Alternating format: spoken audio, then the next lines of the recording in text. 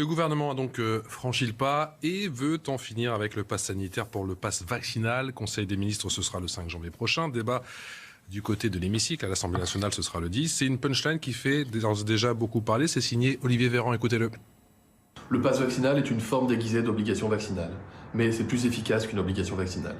Empêcher les gens d'aller dans des bars, des restaurants, dans des lieux qui reçoivent du public s'ils ne sont pas vaccinés, c'est plus efficace que leur mettre une amende de 100 € quand on les attrape dans la rue. C'est pas, encore une fois, l'idée n'est pas de punir, de sanctionner, d'ostraciser. L'idée est de dire maintenant on n'a plus le choix. On n'hésite plus parce qu'on ne peut pas remplir nos hôpitaux, on ne peut pas continuer à vivre comme ça sous la menace de vagues épidémiques parce que 5 millions de Français ne font toujours pas le choix de se protéger. Philippe de Villiers, cette pression sur les non-vaccinés, ça fait sens après 2 ans de pandémie ?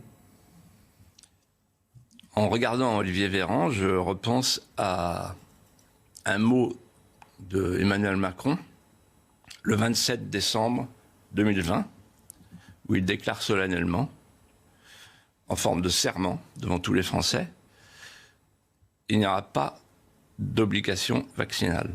La vaccination ne sera jamais obligatoire. Donc, ils mentent. Mais je vais aller plus loin.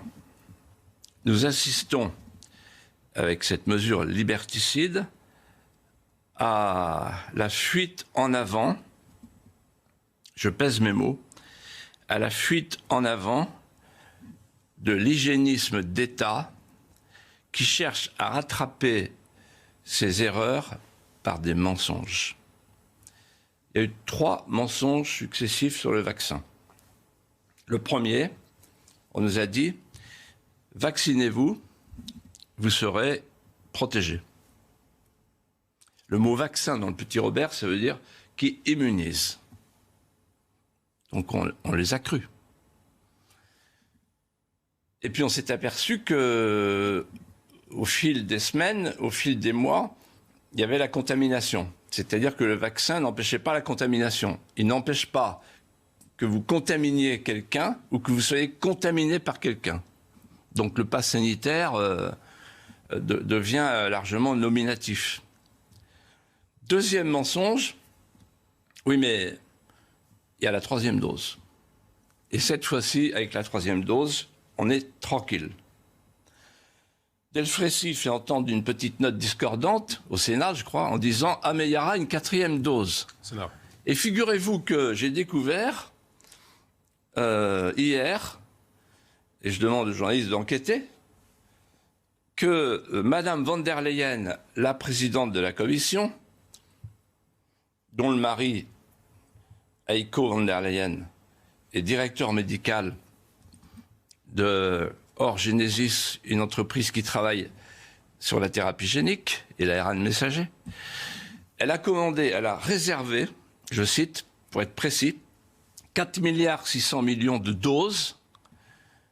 Il y a 450 millions d'habitants en Europe, ça veut dire qu'il y a de quoi faire 10 injections. Bon. 3e mensonge, le principe du bouc émissaire. C'est de la faute des non-vaccinés. Alors, on a du mal à comprendre. Et je vous invite à faire ce que j'ai fait. Vous allez sur le site de la DRE, la Direction de la Recherche, des Études, de l'Évaluation et de la Statistique du ministère de la Santé. 63% des morts, des décès, ce sont des vaccinés et 37% des non-vaccinés. Donc, on nous ment. Alors la question, c'est pourquoi on nous ment ? D'abord parce que c'est une diversion, évidemment, qui sur le plan politique permet à Emmanuel Macron d'être plus tranquille. Parce que quand vous soumettez un peuple au principe de la peur, quand vous faites peur à tout un peuple en disant « tu vas mourir », le peuple suit. Il se recroqueville.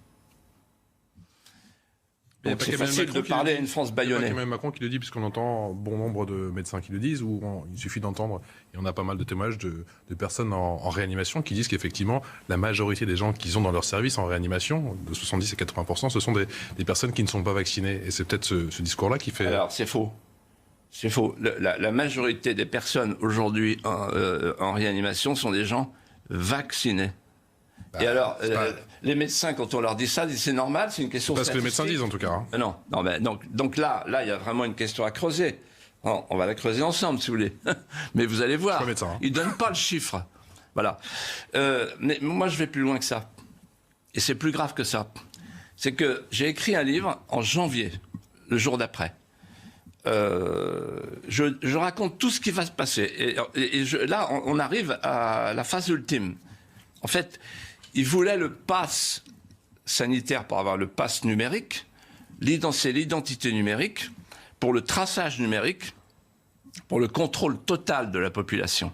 Et bientôt, on aura un système de clics, il y aura la monnaie qui va se greffer là-dessus, et ce sera le crédit social à la chinoise.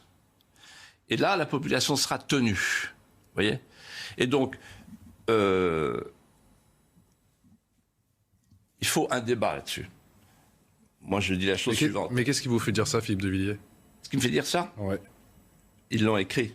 C'est le Klaus Schwab qui avait écrit tout ça. C'était faire de la crise du Covid une fenêtre d'opportunité. Et ils ont développé. Le programme est écrit. Mais ils sont pas dans le complot. Tout est écrit. C'est à ciel ouvert. Bon. Et ce que je veux vous dire, c'est que il faut laisser la liberté vaccinale. Il ne faut pas vacciner les enfants parce qu'on n'a pas de recul sur ce vaccin et que c'est les parents qui doivent décider. Le passeport sanitaire ne sert à rien. Et si on veut forcer toute la population à être vaccinée, on bascule dans un régime totalitaire. Philippe de Villiers, comment est-ce que vous expliquez justement que, notamment sur la question du pass sanitaire, il y a Marine Le Pen veut la suppression du pass sanitaire, Éric Zemmour veut la suppression du pass sanitaire, Jean-Luc Mélenchon veut la suppression du pass sanitaire. Autrement, dans la classe politique, en effet, il y a une unanimité qui concerne tous les autres responsables politiques. Comment est-ce que vous expliquez justement cette marginalité de ce que vous êtes en train d'expliquer ? Moi, je pense que tout le monde a peur. Les élites ne travaillent pas. Ça va plus loin, c'est qu'en fait, on est dominé par Big Pharma, Big Data et Big Finance, qui sont beaucoup plus puissants que les États. La Commission de Bruxelles, elle parle avec des gens qui sont infiniment plus puissants. Voilà. Et donc, qui sont des eugénistes et qui, au nom de l'hygiénisme d'État, veulent faire évoluer la société vers le transhumanisme. Le transhumanisme, c'est une forme de déshumanisme. On va vous traiter de complotiste avec de tels propos.